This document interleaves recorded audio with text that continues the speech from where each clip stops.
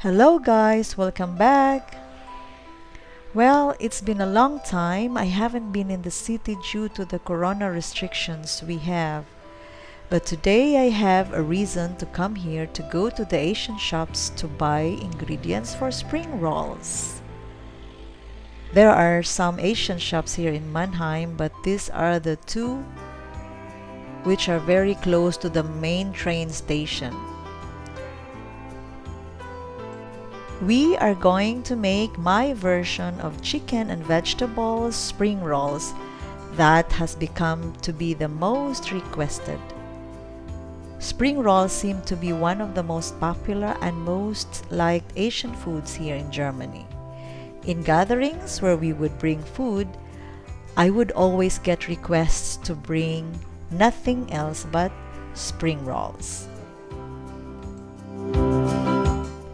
I make my spring rolls with chicken breast fillet and vegetables so that the filling is moist, not dry, and colorful too.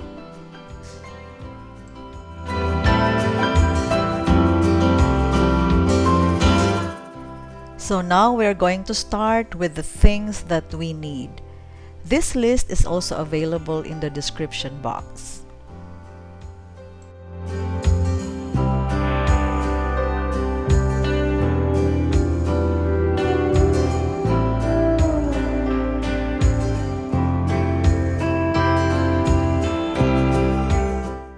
First, we are going to prepare the filling.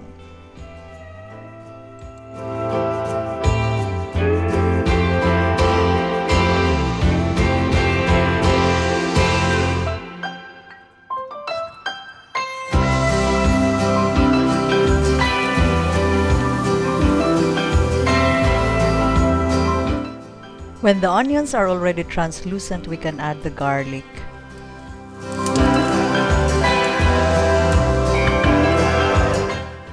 We will add the chicken breast fillet. We should not cook these too long, otherwise they will become so hard.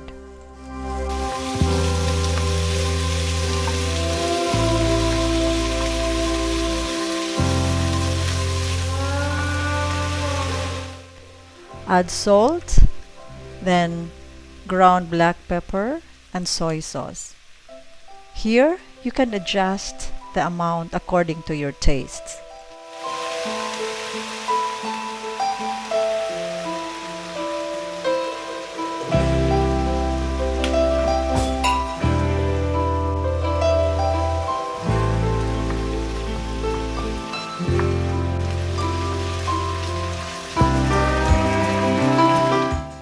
Now this is basically ready, so we can set this aside. And then we're going to prepare the vegetables.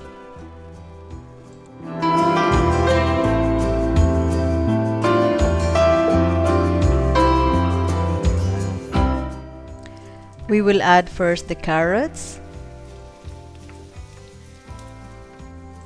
the white cabbage comes next.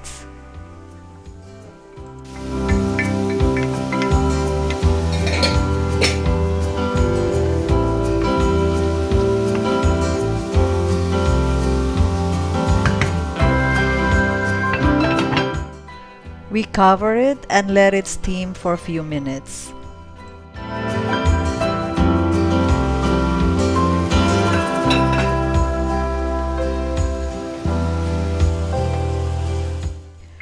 We will now add the snow peas,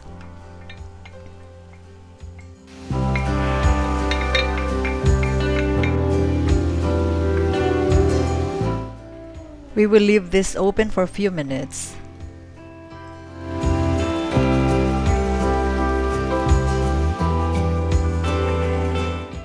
Then we're going to add the bean sprouts. It doesn't really take long for the bean sprouts to cook.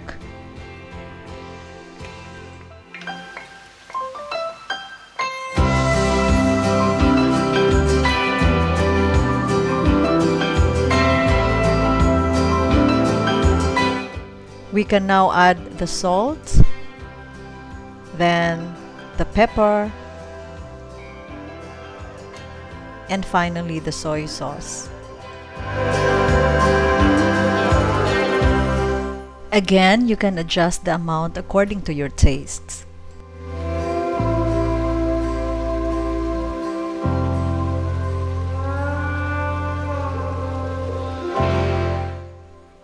We will make sure that the vegetables are not overcooked. They should be tender crisp.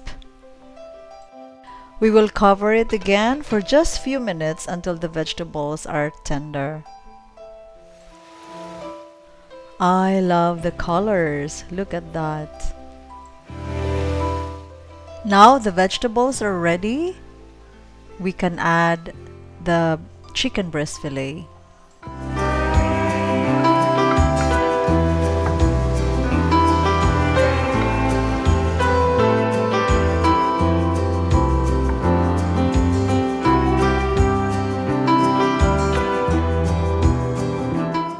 Now we have to drain and let it cool down.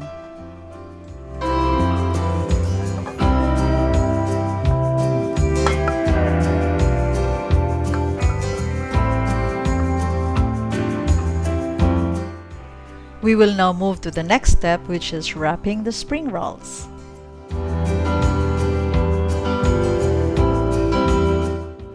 I normally use this ready-made spring rolls wrapper which I buy from the Chinese shop because for me it is very convenient.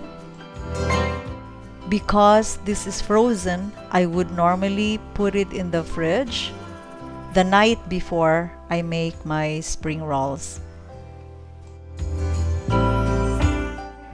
Put about a tablespoon of filling on the wrapper. Take one corner, we roll it until halfway through, then fold two sides in, continue rolling until we reach the end, and then secure the edge with water or egg white.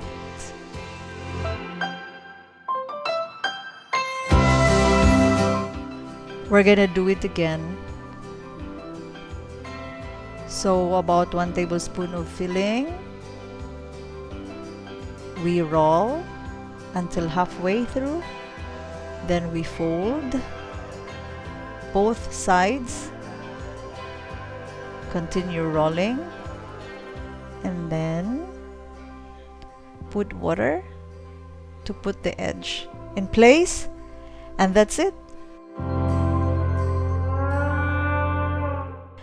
And the final step is frying the spring rolls.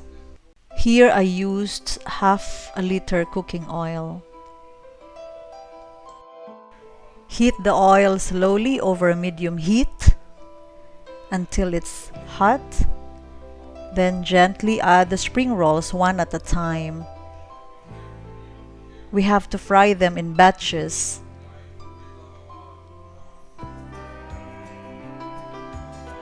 Carefully roll them in the oil so they cook evenly until golden brown. When they are done, we can put it on a plate lined with paper towels. They are now golden brown, so they are ready. If you wish to fry them the next day, just keep them in the fridge. Otherwise, you can also freeze them. If I have some frozen, I normally take them out, just leave it outside until they thaw, and then I fry them. The spring rolls are now ready to be served hot with dipping sauce. I usually take either sweet chili sauce for spring rolls or sweet chili sauce for chicken. And these are very much available in Asian shops and supermarkets. Thank you so much guys for watching. Until my next video.